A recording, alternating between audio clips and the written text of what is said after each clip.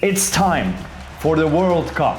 48 teams, 104 matches, 3 host countries. And somehow, even after the expansion, Serbia still didn't qualify.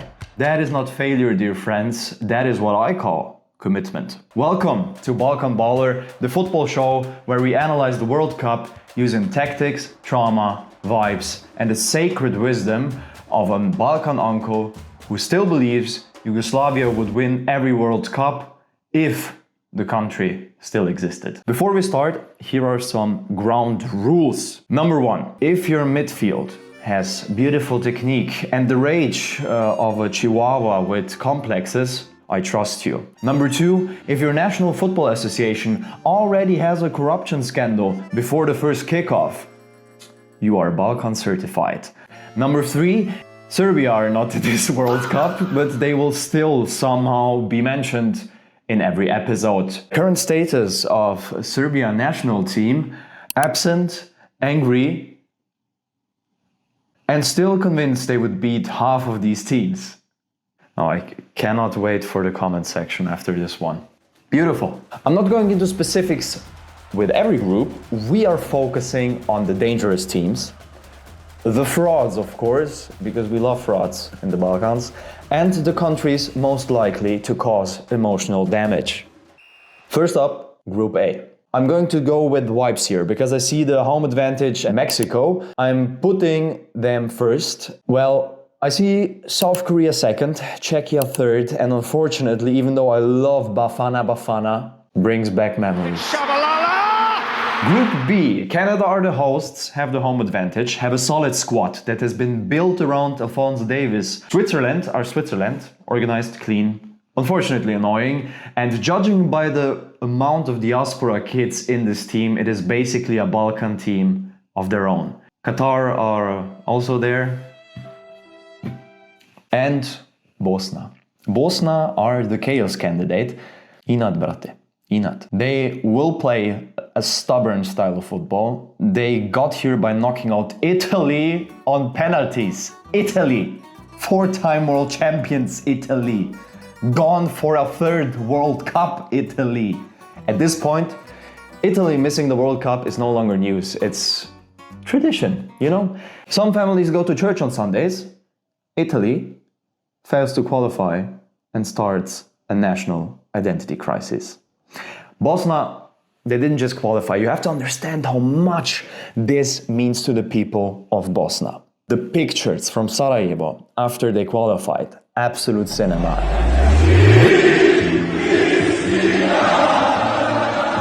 And I think because of that, Bosnia will play with a lot of heart. So I'm sending them through. Maybe second, maybe third, I don't care. They're going through because the script says so. If Bosnia lose to Canada, the referee will be investigated by 6 uncles and a Facebook group. You can make sure of that. And if Bosnia beat Canada, Bosnian TV experts will surely find a way of how Bosnia will get to the final somehow and probably meet Croatia there. Group C, I'm going to take the simple answer here. Brazil. Second place I have Morocco, then Scotland, carried by the aura of Italian glow-up Scott McTominay, and in last place I have Haiti. Group D. Well, the question with Group D is, do I still want to travel to the US at some point in my life or get sent back right away at the border control? I do want to see the USA, so who else could win this group other than the glorious nation with the spirit of their honorable leader? This team can reach heights it was always supposed to reach. One nation under Trump, aka Jesus, US of... Oh, fuck that. No. Actually, I do not care. I do not care. Group E. Well, this group may seem easy for Germany, but hear me out. Ecuador has an incredible defense. Then we have the Ivory Coast, brilliant attack, you know, young squad, talented, speedy, and of course you have Curaçao. They're bringing the vibes. Right, left, right. That's what the World Cup is all about. So bold prediction from me here, Ivory Coast first, Germany second, tactically second, to avoid France early, Ecuador third, and Curacao, keep on being who you are. We love you. Speedrun groups. Japan, my secret favorite. First, Netherlands, Sweden, and then Tunisia. Group G, Egypt, Belgium, because the hype is really gone at this point. In third, I have Iran and then New Zealand. Group H, Spain, Uruguay, Saudi Arabia, Cabo Verde. Let's go. Group I, France, Norway, Senegal, and Iraq. Group J, I'm putting Austria third. Why? Because Austria didn't nominate the priest. Ich bin Mathematiker. Group K, easy. Portugal, Colombia, Congo DR, and Uzbekistan. And now we come to Group L. I mean, England are talented. They're very talented. Maybe a bit too talented. They have depth. They have the stars. They have the media machine that's behind them. And unfortunately, the ancient curse of hope. And England's biggest opponent is not Croatia, Ghana, or Panama in the group stage. It is the sentence, this might finally be our year. That sentence has done more damage to English football than any opponents they faced. And talking of opponents, there is Croatia. Every tournament people say, Croatia's too old. Croatia, they cannot keep doing this, you know? Surely this tournament, it's the end of that whole, the uncles are going to the semifinals thing.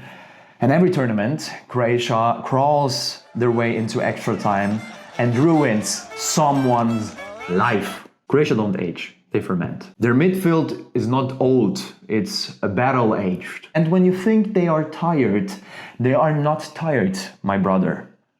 They are marinating in sweat, preparing to destroy you. So in this group, England probably have the best chances on paper, but Croatia, they have the tournament black magic, so I would still look out for them. Now the top two teams in each group go through, plus the 8th best third place team. We love change, don't we? That means some country is going to qualify for the knockout round with 3 points, a -2 goal difference, and a national debate about whether this counts as success or not. And yes, I'm talking about my own country at the Euros 2 years ago. Looking at you, Slovenia. Beautiful.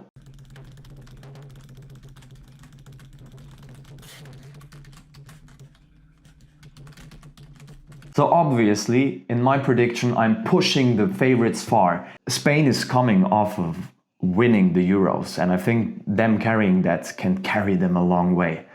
And then we have France. Let's be honest, their bench is your national team's golden generation. And also,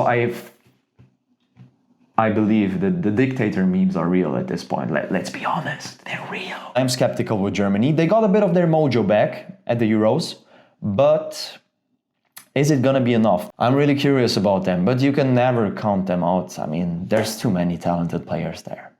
Normale Kartoffeln auf die 1. I'm trusting Argentina as well to get far in this tournament. I really trust in Portugal this time. I trust them. You know, there's a thin line between fraud and favorite. So welcome to the segment on the show called Fraud Watch. This is where we identify teams that may be good, may be fake, or may simply be wearing beautiful kits over deep structural problems.